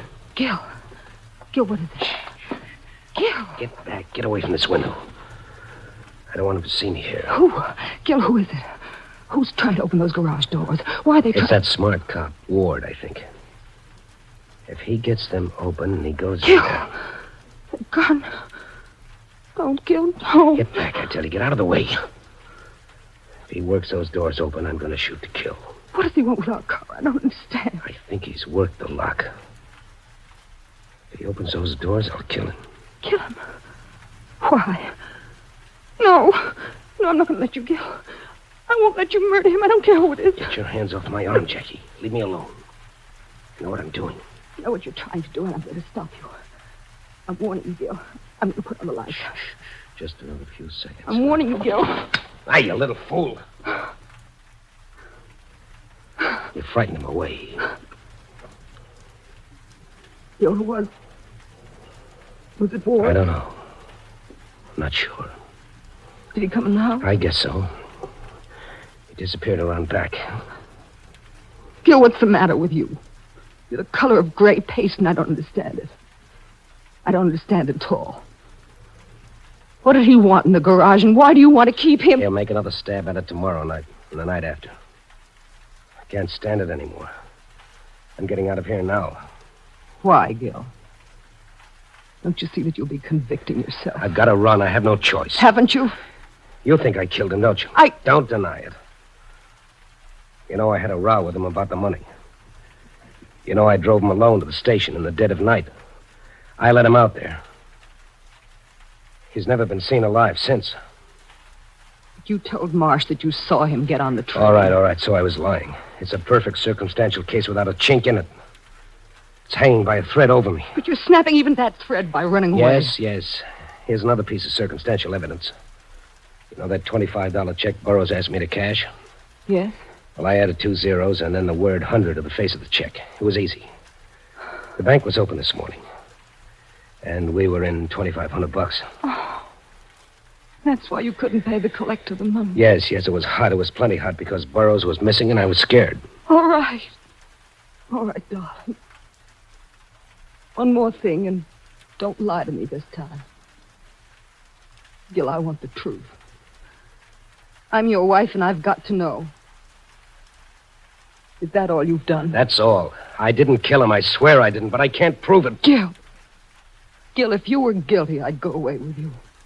I'd run away with you. But you've done nothing. Now, I'm not going, and I'm not going to let you go. I didn't ask you to come with me, did I? Gil, if you leave here, you leave me, too. For good. I love you, Jackie. But I like my neck, too. Gil, don't go. It's been a long time together, baby. Aren't you going to kiss me goodbye? Gil. All right, no, huh? Okay, then. I'll have to do without it. Thanks for the memory. Gil!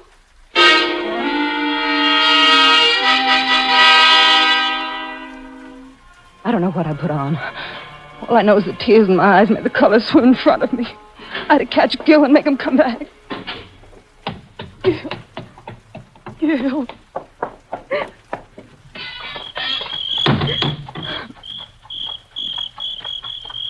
Good evening, Mrs. Blaine. What? I thought you went to bed. No, Mr. Ward, I couldn't sleep. Did I frighten you? Well, it's all right. I thought it was, it was... Thought it was who? Nothing. Never mind. It's all right, Mrs. Blaine. I know your husband went out. He left a few minutes ago. Gil? Looked like he was heading for the tavern. Think maybe I'll join him. Good night, Mrs. Blaine. My heart was beating wildly. If I hadn't turned out that bedroom light a little while ago, that detective might have been dead now. Why? What was it about the garage or about the car that was so important to all this? The car. Gil drove Burroughs to the station in it. I racked my brain to think of something unusual about the car. It was freshly painted 2 weeks ago. The brakes had been relined. The key to the rumble seat had been lost. The rumble seat. The rumble seat. It was simple. Now I knew where the body of Mr. Burroughs must be. No wonder he had disappeared so completely. Someone had found the key. Someone had murdered Mr. Burroughs at the station and put his body in... the key. Perhaps the murderer still had the key. Find the key and find the murderer. The house was empty now. Even Leona had left to do her weekend shopping. I must go back and search every room. Find that key. I prayed I wouldn't find it in Gil's room. I was no detective and I had to work fast. No telling when someone might return. As time wore on and still no key, I became more and more feverish. This was the last room. Only one more. Oh, what if Gil hadn't lost the key? What if he was lying again? I had to find it here, in this last room.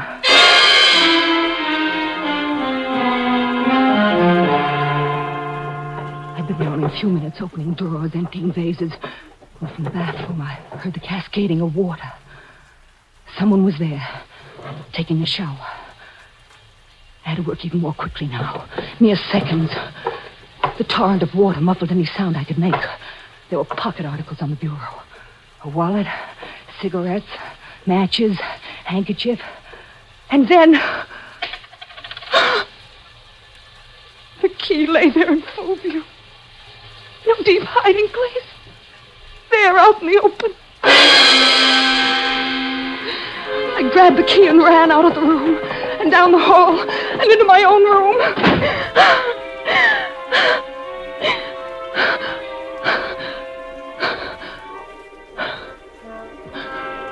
I leaned against the door and stared at the shining silver in my hand.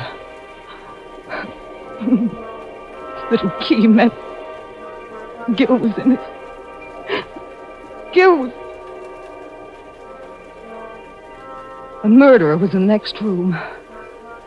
And I knew that if I used it to open the rumble, I'd find there the body of Mr. Burroughs.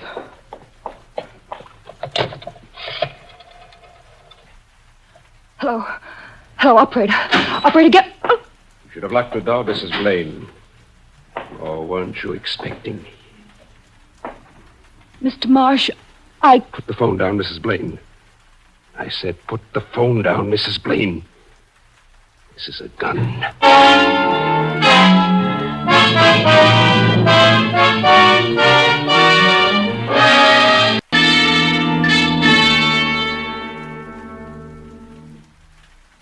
Mr. Marsh, what are you going to do?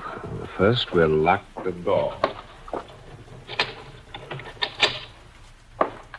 Now, suppose you give me that key back.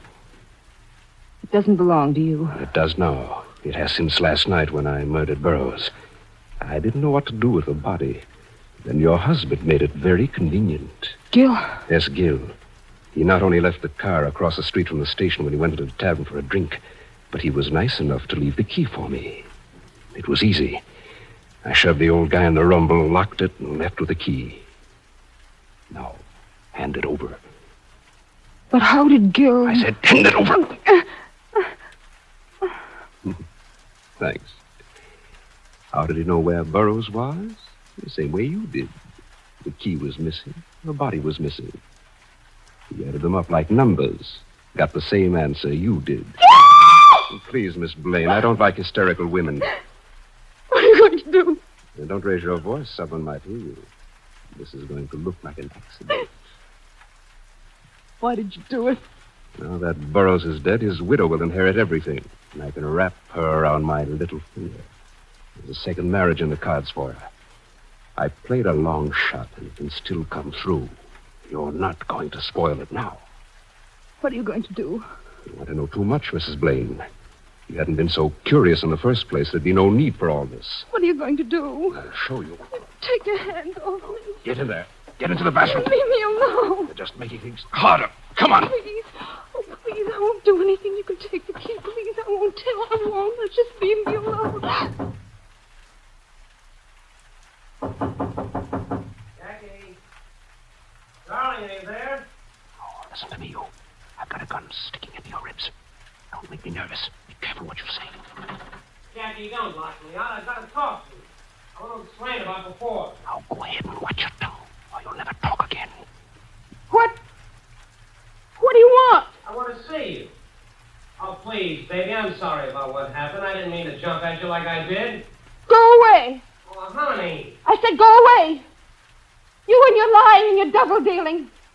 I'm through, Gil. I never want to see you again. Now just go away. Jackie, let's talk this thing out. There's nothing to talk about. Come on, get rid of him. My fingers get itchy. Honey. Gil, listen to me. Easy, lady, easy. Watch your words. Listen to me. We're through for good. I told you tonight you can go cry on somebody else's shoulder from now on. Maybe that little blonde you told me about. That one from Hartford. Go ahead. Go to her. I don't want you. All right. That's the way you feel about it. Oh, Gil. That was being sensible. Now, into the bathroom. You touch me. You keep away from me. Now, 2 doors now, closing us away from the rest of the house. No. Oh, I'll just turn on the shower. And if you scream, they'll think maybe you're singing. That's it. Sing pretty. It's your swan song. Please, I promise I won't tell anybody. It was just like an accident. You were taking a bath and you slipped and you hit your head and it knocked you out. No. But unfortunately, the water was still on and it got higher. Keep away from and me, higher. please. And you drowned. Just like that. It happens to people every day. Don't run away, Mrs. Blaine. How far can you run in a room this size? It'll find you in your own bath, dead. You'll take care of that blow on the head now. All right, hold it. You're through for good. Jackie, darling, you all right? Oh, Gil. That's it. Hold your hands up high. Take his gun, Gil. I've got it. He was going to drown me. Oh, Gil. Oh, he was. Well, drop your hands, Marsh. Let's see what else you can do with him. I think you're pretty smart, Blaine. Not as smart as you thought you were. You got 2 strikes against you, Mr. Marsh. First, you tried to pin a murder rap on me. We found Burroughs' body in the rumble. And second, you tried to kill my wife. I'm sensitive about that. She's the only one I've got. Nice job. Thank you. By the way, Gil, if you hand over that $2,500, I'll take care of it. No one will be the wiser. Well, thanks. You're pretty regular. There's one more thing. How did you know Jackie was in trouble? Oh, that was easy. She told me to go back to my blonde in Hartford. There never was a blonde. She knew that. That's right. It was a brunette. From Poughkeepsie.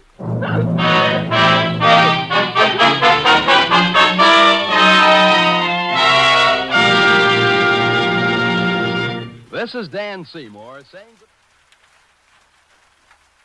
After leaving the diner, we make our way back out into the rainy Kansas night and find a quiet truck stop along the highway.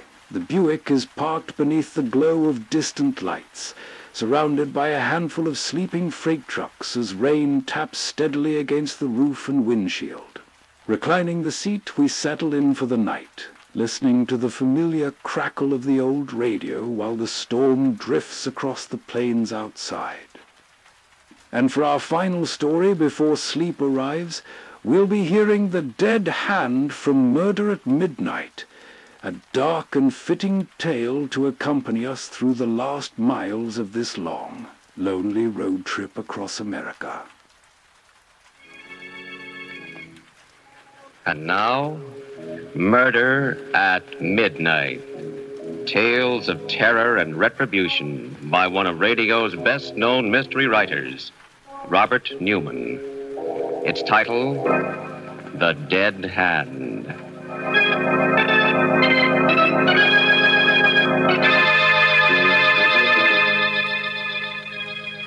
The small studio cottage on Dr. Martin Trent's estate. Seated at the piano, alone in the gathering darkness, is Roger Blaine, the famous pianist, and playing as only he can play.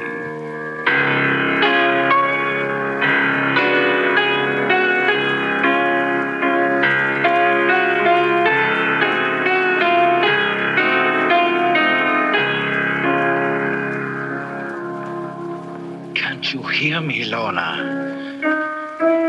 You must hear me. And you must come here now to me.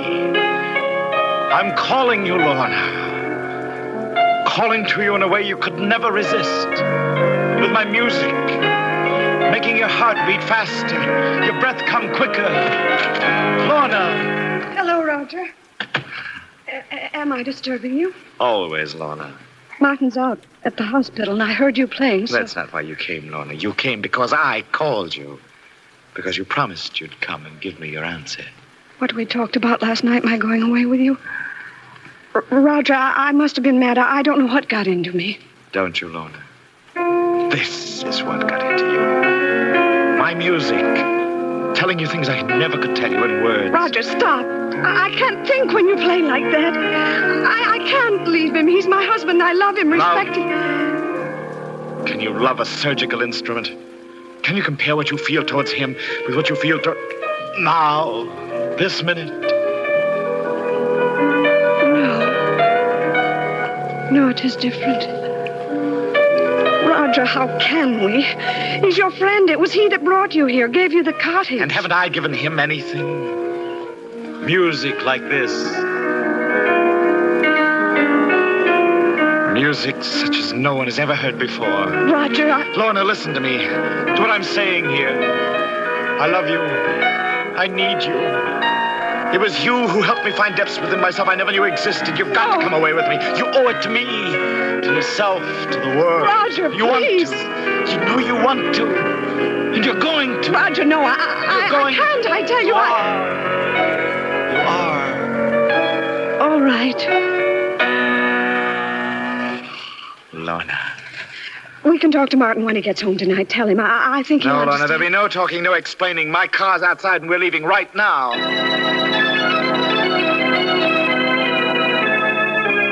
The music, my music, was still with me as we drove out through the gates, down the highway, pulsing, throbbing. Yes, I could hear it, but could Lorna? I glanced at her sitting there beside me. Happy, dearest? What?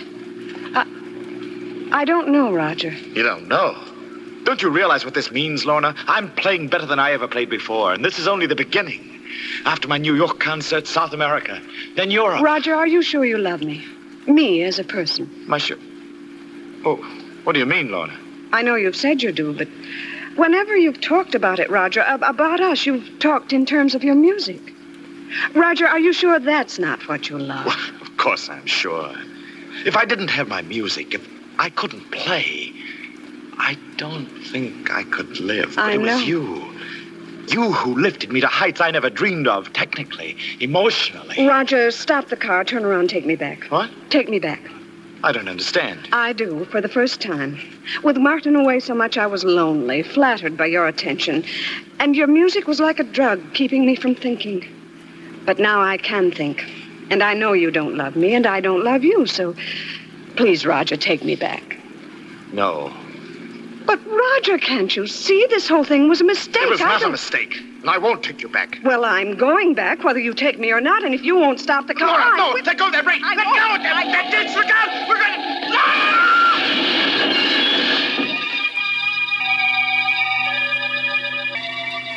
When I opened my eyes, I was in a bare white room in a hospital. Standing next to the bed were Lorna and Martin. Hello, Roger. How are you feeling?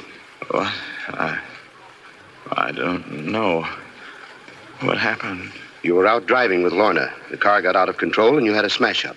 They rushed you here to the hospital and, well, you've been here for 2 days. Smash-up? Yes, I remember. Are you all right, Lorna? Yes, Roger, I was shaken up, cut a little bit. My hand hurts. Especially the fingers. Nothing happened to it, did it, Martin? I've got a concert in a few weeks, you know. Roger, don't stop it. What? What? Why are you looking at me like that? Oh, Don't worry about it, Roger. Not now. But I've got to know. I've got to see. Roger, please.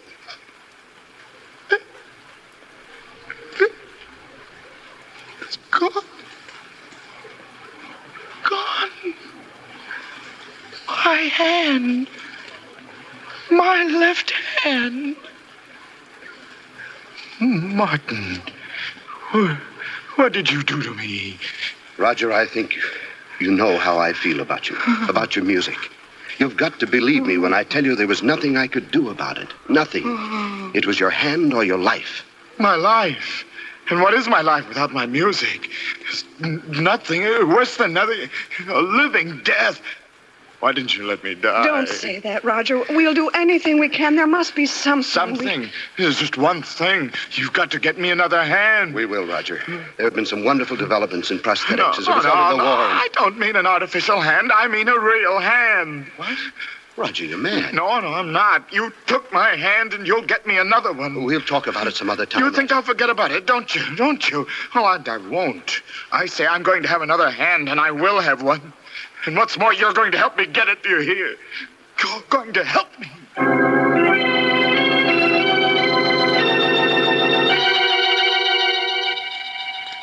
I was able to get up and around a few days later. I didn't talk to anyone if I could help it. Because somehow I couldn't ever look at their faces, only their hands. Big hands and little ones, long-fingered ones and stubby ones. Yes, they each had two hands. And I to whom my piano meant more than life, had only one. Then, sitting alone one evening, I met Hook. I looked up, and there he was, a small, slight, sharp-featured man. Hello. Nice evening. Yes, I suppose it is. You mind if I sit down for a couple of minutes? No. I wouldn't usually bust in on anybody except that... Well, I'm getting out of here tomorrow, and I feel pretty good about it. Oh? What was wrong with you? Bad heart. I'm going to have to take it easy from now on. It's going to make it kind of tough in some ways, but... you don't happen to have a cigarette on you, do you? Well, yes, I do have. It's, there... Well, at least I did have a silver cigarette case. Can't seem... Is, Find this it? What? Oh, yeah. Where did you find it? In your pocket. You mean you took it? My name's Harris, Joe Harris. You usually call me the Hook. This is my racket. Or rather, it was until, Your pickpocket? Well, one of the best in the business. But now with my ticket going bad, I guess I'll have to lay off, except like now for a gag. You didn't mind, did you? Mind? Well, certainly not. I'm very impressed. As a matter of fact, do you mind if I look at your hands? Look at them? What for? They're beautiful. As beautiful a pair of hands as I've ever seen. It occurs to me that you say that you don't know what you're going to do when you leave the hospital here.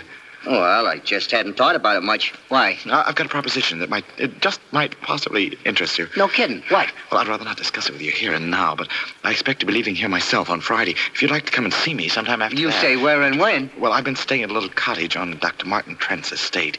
I'll probably be going back there. How about Saturday night, late, around 11:30? Fine. Okay with me. Then it's a date.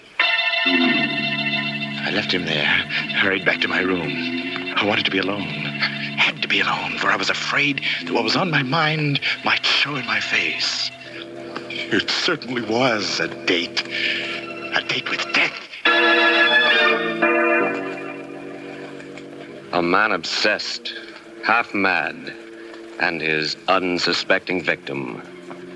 Will both of them still be alive to hear it when the clock strikes 12 for murder at midnight?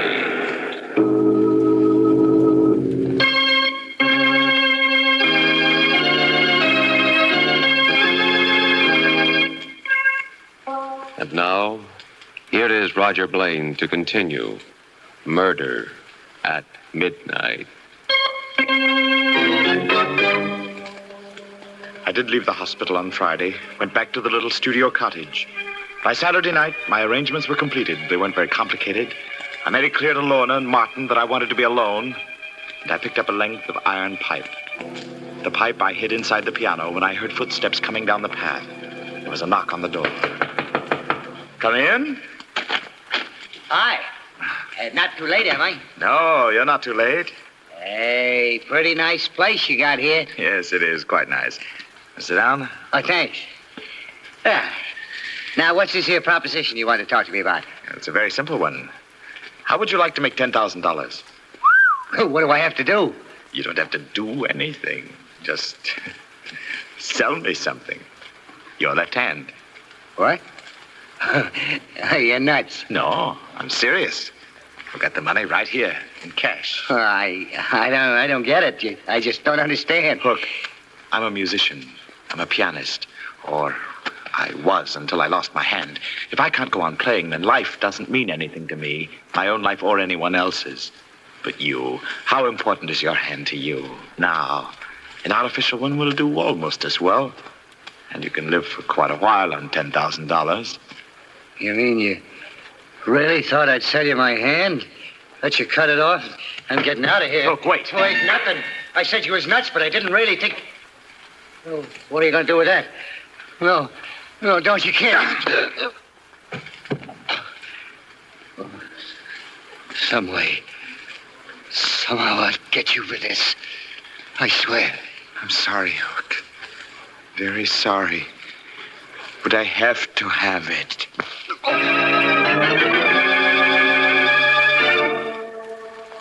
I'd rather not go into what happened after that. I got rid of the body. Then I went to see Martin. You don't look well, Roger. Anything the matter? No, I just came to see you about your promise. My promise? Oh, your debt, whichever you choose to call it. I told you I wanted another hand, that I was going to get another hand, and that you were going to help me. Well, now you can help me. What do you mean? Look in here, in this package. See? Good Lord. Where did you get this? It might be better if you didn't ask too many questions. I'm fighting for my life, for more than my life. You took my hand away from me. Well, now you can give me this one. You mean you honestly, seriously think that I can perform an operation of this sort, do a graft, and that after I'm finished, you'll be able to use the hand? Why not? Operations of this sort have been done, haven't they? With other parts of the body? The eye? The cornea, not the eye. And some nerve grafting has been done. But this... Look, Roger, I know what a shock this whole thing has been to you. Know it better than you. You're not a well man. A well man? I'm only half alive. And I'd rather be dead than go on living this way. But if I do die, I won't die alone. That's why I brought this along. Roger. A gun. Quick, easy, painless. If you won't do what I want, you die. And so does Lorna. Both of you, along with me. You don't give me very much choice. No. All right. You win. Get me to the hospital.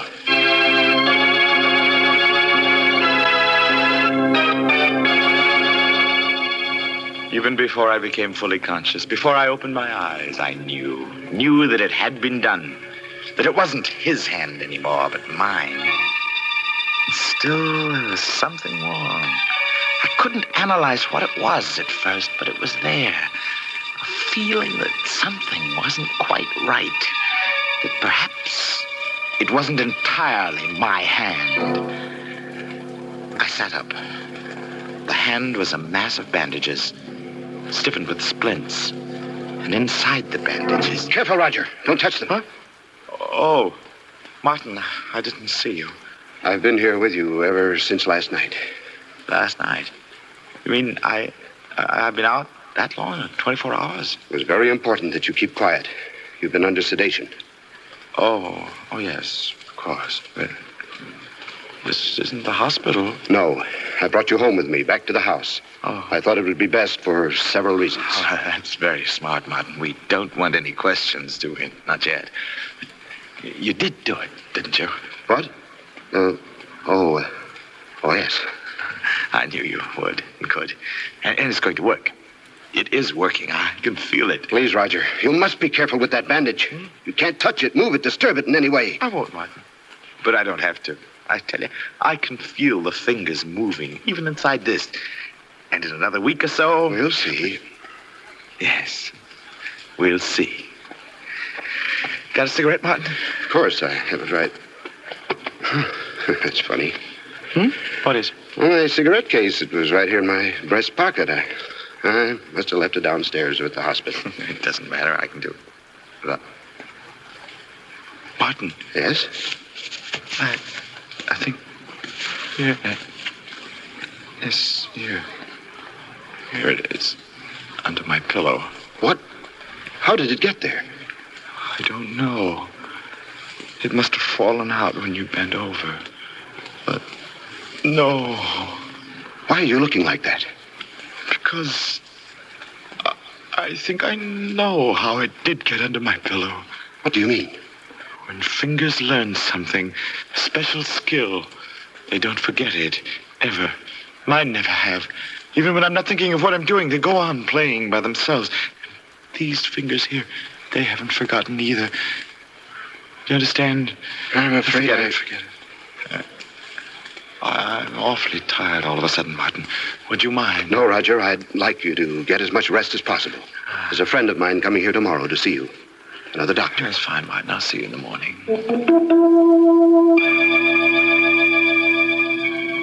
Yes, I was tired, but that wasn't why I asked Martin to go. I did it because I wanted to be alone, because I had to be alone, because I knew now what it was that I'd only sensed before. The hand, Hook's hand, had a will of its own.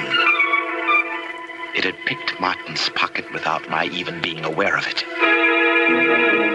I lay there alone in the darkness after Martin went, not touching the bandages, but flexing the fingers, forcing them to obey my will. I had to do that. I knew I had to do it because I suspected what might happen. And what did happen proved that I was right. I fell asleep finally. And while I was asleep, I dreamed. I dreamed I was walking down a dark, labyrinthine corridor somewhere under the earth. Then... A little closer, Roger. Huh? Just a little closer. Who's that? Who's there? Just me. Waiting for you. Hook! Yeah, Hook. I said it'd get you. Well, out of the darkness came a hand that clutched me by the throat, gripped it tighter, tighter, tighter. I fought against it, tried to scream, and woke up. Yes, I woke up. And my waking was more horrible than the dream, for the hand was there, gripping me by the throat, moaning, exerting every ounce of my strength and will. I fought it off and pulled it down. I lay there, bathed in a cold sweat, staring at it, feeling the fingers quivering inside the bandages. My hand or his, I was tied to it now. Tied to a thing that was seeking to destroy me. Shaking convulsively, I leaped out of bed. I ran out into the hall and down the stairs to the living room. The piano. That was the one thing that might save me, save my reason. Seating myself at the piano, I started to play, using only my right hand at first. But I tried to force my left hand, his hand, to join in. Then suddenly... No, Roger. No. That won't work. No music. Stop it. Stop it. Do you hear it? It's my hand now. It's mine. No, Roger. Never. But it is. I'm stronger than you are. Nothing is stronger than I am. Nothing in the world. And there's no escape. Because we're one now, Roger. And wherever you go, I'll be there too. It's not true. It's not. What are you doing? Just a little closer to the desk, Roger. A little closer. That paper knife. No, you can't. But I can, Roger. I told you I'd get you somehow. Some way. Put it down. Drop. You can't fight against me, Roger. I told you. I'm too strong. Margaret! Margaret! Quick! The hand's safe! The hand! Where is he, Martin? The living room. I heard the piano and... Good Lord. Martin! He's dead. Why? How? He was saying something about a hand. He was in a completely psychotic state as a result of shock and a sense of guilt. The state psychiatrist was coming tomorrow to commit him. Oh, Martin. That hand he brought me wanted me to graft on. I don't know where he got it, but I suspect that was behind the whole thing. Behind it? Yes. Well, what do you mean? You don't really think I did graft it on, do you? Well, He was desperate, and I had to do something to quiet him. I splinted his left wrist, wrapped it in bandages, and told him not to touch them. But, Martin, that paper knife in his chest. Which hand is holding it? His right one, his good one. Yes. And still, in a way, it's possible that the dead hand, the one he was so concerned about, did guide it. Her eyes wide with awful comprehension, Lorna stares at her husband, then down at Roger Blaine's body as, somewhere in the silent house, a clock starts chiming for murder at midnight.